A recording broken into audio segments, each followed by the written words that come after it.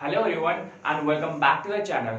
तो आज की इस वीडियो में हम पढ़ने वाले हैं क्लास 9 का चैप्टर जॉइंट स्टॉक कंपनी, और ये इस चैप्टर का सबसे लास्ट पार्ट है।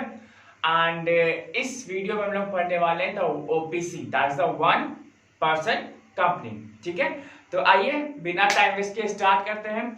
तो जानते हैं कि एक्चुअली में ओपीसी होता क्या है। ठीक है, थोड़ा सा ठीक ठाक टॉपिक है और बहुत ही आसान टॉपिक है ये।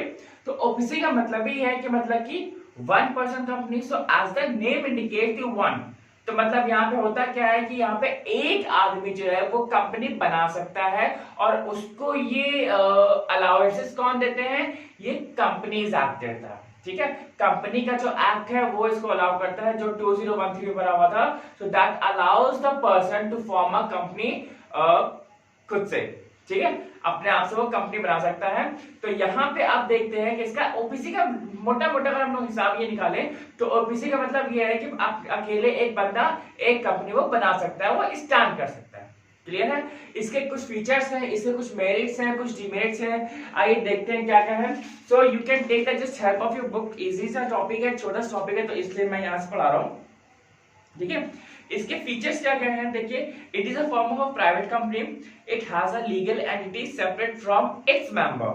ठीक है, the liability of the member is limited to the amount of capital contributed by him. ठीक है, तो यहाँ पे लायबिलिटी कैसे होती है? लिमिटेड होती है कि जितना भी भाई आपने कंट्रीब्यूट किया होगा आपको उतना ही मिलने वाला है। Clear? An OPC may be managed by the owner or its or his representatives.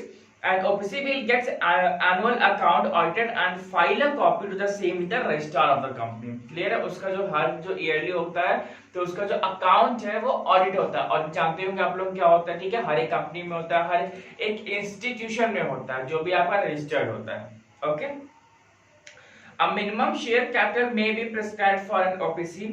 Every OPC shall have at least one director. ठीक है, तो उसका एक ना भले कोई डायरेक्टर तो होगा भाई जो कंपनी चलाता है। ठीक है, तो यहाँ पे ओपीसी के ये फीचर्स है। ठीक है, अब हम लोग बात करने वाले हैं क्या है इसके मेरिट्स और क्या है इसके डिमेरिट्स। क्लियर है? तो सबसे पहला मेरिट हमारे पास OPC will enable small entrepreneurs and the professionals, example the chartered accountants, lawyers, doctors, etc. to avail the benefit of the company. ठीक है, तो वो अकेले ही वो चला सकते हैं। लॉयर अकेले काम कर सकता है, डॉक्टर अकेले काम कर सकता है, सीए अकेले काम कर सकता है। क्लियर है? तो यहाँ पे जितने भी लोग हैं क्या है, सब अपने हिसाब से वो काम कर सकते हैं और अपना उनका स्टैंडिंग है। क्लियर? नेक्स्ट है the procedure for formatting the OPC is very simple. ठीक है, फॉर्मिंग जो होती है हमारी बहुत ही आसान होती है। Running an OPC is easy as it does not require compliance with the many legal formalities. ठीक है, ओपीसी को रन करना थोड़ा सा कंपैरेटिवली सस्ता होता है और थोड़ा सा बहुत ही आसान भी होता है। क्लियर है? यहाँ पे अब नेक्स्ट टॉपिक है the motivation and commitment of the owner are high due to the absence of profit sharing. ठीक है, सिंपल सी बात है। यहाँ पे ओपीसी का मतलब क्या है कि जितना भी प्रॉफिट होगा वो आपको किसके पास आएगा? सिंगल पर्सन के पास आएगा। तो उसका जब प्रॉफिट ही इतना ज्यादा आ रहा है तो उसका क्या होता है? मोटिवेशन ऑटोमेटिकली मोरल उसका बहुत डबल होता है। ठीक है, वो कभी भी डिमोटिवेट होता नहीं क्योंकि उसको ज्यादा प्रॉफिट शेयरिंग मिल रहा होता है। क्लियर है? सो ये आपका मेरिट्स था। अब हम लोग आते हैं डिमेरिट्स क्या क्या है। So the life of OPC is uncertain and instable. ठीक है, कभी भी वो भाई साहब कम हो सकता है। ठीक है, इनस्टेबल होती है उसकी life. The concept of OPC makes mockery of the corporate concept because company means more than a person. ठीक है, यहाँ पे क्या है? The concept of OPC makes mockery of the corporate concept because company means more than a person. company means more than a person. अब यहाँ पे जो कंपनी है वो क्या है कि भाई चला तो एक ही रहा है, लेकिन होता क्या है अगर हम कोई भी काम कर रहे हैं तो उस कंपनी के नेम के अंडर कर रहे हैं। ठीक है, तो कंपनी जो है, कंपनी हमारे लिए ज्यादा इंपॉर्टेंट है। इट हार्डली मैटर्स कि उसका ओनर कौन है या ओपीसी है कि नहीं है। क्लियर? तो कंपनी के नाम पे आपको क्रेडिट मिलेगा, कंपनी के नाम पे आपकी रेपुटेशन होगी, कंपनी के नाम पे आप कुछ भी काम करना चाहते तो वो काम हो जाएगा। लेकिन अंडर द नेम अगर भैया फलाने के उसमें से आए, उससे कोई जानते ही नहीं है। नॉर्मल सी बात है कि आप कंपनी को जानते हो।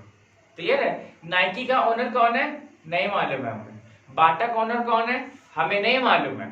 क्लियर है? लेकिन हमें मालूम है यार बाटा एक कंपनी है, प्यूमा एक कंपनी है। प्यूमा का ओनर कौन है? हमें नहीं पता कौन है और ना ही हमें जानना है।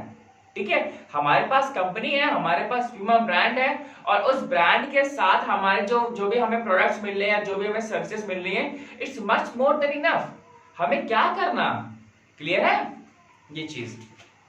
A company should operate as a democratic institution with discussion and decision by voting। ठीक है, कभी भी जो डिसीजन होता है या कोई भी जो हमारे इंपॉर्टेंट डिस्कशंस होते हैं वो हमें एक मीटिंग में करना चाहिए, लेकिन यहाँ पे सब कुछ एब्सेंट होता है, clear. But in OBC there is no democracy, ऐसी तैसी डेमोक्रेसी। तो यहाँ पे होता क्या है कि यहाँ पे कोई भी डेमोक्रेसी नहीं है। तो यहाँ पे जितने भी जो डिसीजंस होते हैं वो अथॉरिटी या फिर जो ओबीसी होता है, जो ओनर होता है, वही लेता है, क्लियर है। लास्ट है आपका, and OBC has to be incorporated, it has also to comply with some legal formalities. ठीक है, इसमें इनकॉर्पोरेशन होना पड़ता है, इनकॉर्पोरेटेड, और इसमें जो लीगल फॉर्मेलिटीज है वो भी इसकी आप में लगती है, क्लियर है। सो आई होप कि आपको ओबीसी बहुत अच्छे समझ में आया होगा, and if you have any doubt then please let me know in the comment section, and I just try my level best to make this chapter a very easy format. कोशिश यही की है भाई साहब कि ये चैप्टर आपको याद न करने पड़े, ठीक है। अब इसके बाद हमारे पास थोड़े से छोटे छोटे चैप्टर्स हैं, तब देखते हैं हम लोग जल्दी जल्दी वीडियोस लेकर के आना चालू करें, क्योंकि हमारे पास 9 और 10 दोनों हैं, तो थोड़ा सा बहुत एक तो कंफ्यूजन ही बहुत हो रहा है, क्लियर है।